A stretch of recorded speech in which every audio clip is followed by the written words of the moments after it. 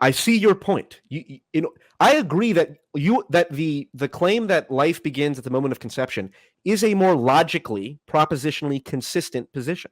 I absolutely agree with that. I reject utterly. There's no reason not to follow it. Yes, there is, and I reject utterly the idea that logical propositional consistency is the only metric by which we make truth claims or act, as evidenced by what you said at the very beginning, that if you walked into a burning building, you would choose the infant over the number of zygote eggs, because those are not the same thing. Paul. It makes it okay. It doesn't make you more correct. It makes that position that you said, saving the infant over the frozen eggs, that makes you less hypocritical, I would say, because it shows that you operate by what you really believe. There's no hypocrisy. Show me the contradiction. If you walked into a burning building and there was a room with one infant and a room with 10 infants, and you could only put the fire out in one, which one would you do? Yeah, I think I would choose the infant. Yeah. No. If there were new hypothetical, hospital's on fire. There's only 2 rooms. One room has 1 infant. The other room has 10 infants. You can only put the fire out in one. I would choose the one with the 10 infants. Okay. Now, if it was same thing, 1 infant and 10 cryogenic zygotes, which one would you put the fire out in? I think I would choose the 1 infant. Okay. You are an enlightened centrist, Andrew. That's the most enlightened centrist thing you said. You've acknowledged right there. The answer to that question is an acknowledgement that the recognition that propositional logical consistency would dictate that you save the zygotes. You wouldn't operate by that, because you know that propositional logical consistency is not the only metric by which we determine what is moral or what is not. So in this, you're saying that there's a logical contradiction, because I would act in a way as though the eggs were all human beings. It's not a logical contradiction. It's an embodied contradiction. What's the embodied contradiction?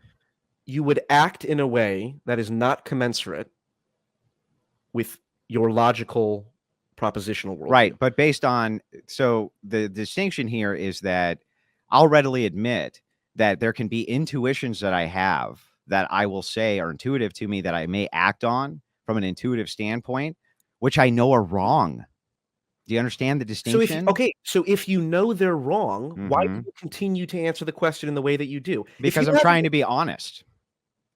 That I may operate and do something which is logically inconsistent, or, as you say, a performative inconsistency.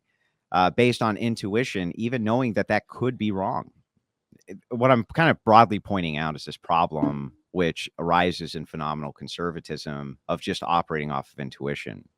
So what I'm trying to do is kind of demonstrate this opposition, where there could be something where intuitively my intuition may say this is true and righteous and what you should do. Get out of here, cat.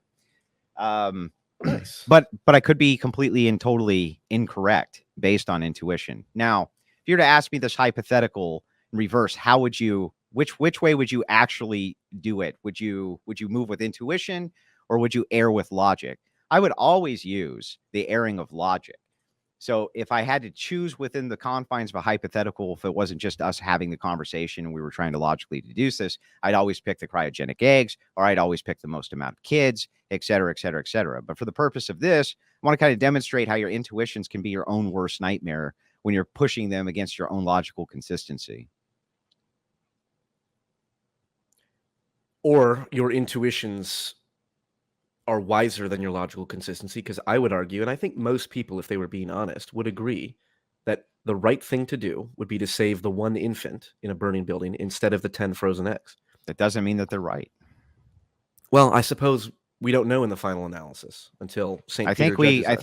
I think we can know in the final analysis whether or not we should operate. If your position anyway, if your Christian position is these are all souls, right? Or these are all human beings, right? From the moment that they're conceived.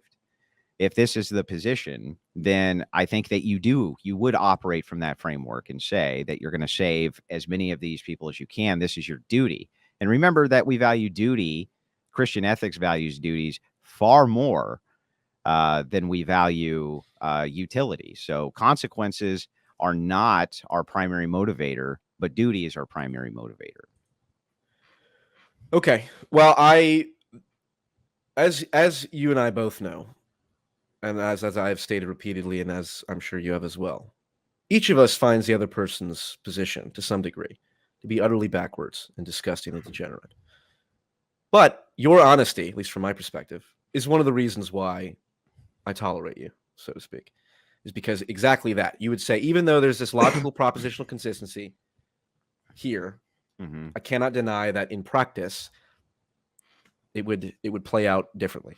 And Yeah, the thing is that things that so recognition there's is a where I few, operate like I from. said, there's a few topics that I don't usually dive into, um, because there's still things that I work out in my own brain. Fair You know enough. what I mean? And I And respect that. so I don't think that it's good for our side or good for our cause or good for any of that for me to dive into them. And I usually skirt them, but just between me, you, and the wall, I don't mind having a discussion about how these things work inside of my head, why I think about them the way that I do. But I definitely wouldn't be going into an abortion debate saying that kind of thing. You know what I mean? But I can at least kind of level with you and say, look, yeah, there's some conflicts in my own ideas on this particular topic. And there may always be, you know what I mean? Yeah. I'm just not sure. There's other things that are like that too. But again, I feel like if you're willing to debate on almost anything on planet Earth, if you have one subject or one topic that you're still working out in your brain, I think that that's all right. That's fair. Okay, let's move on to a different topic here.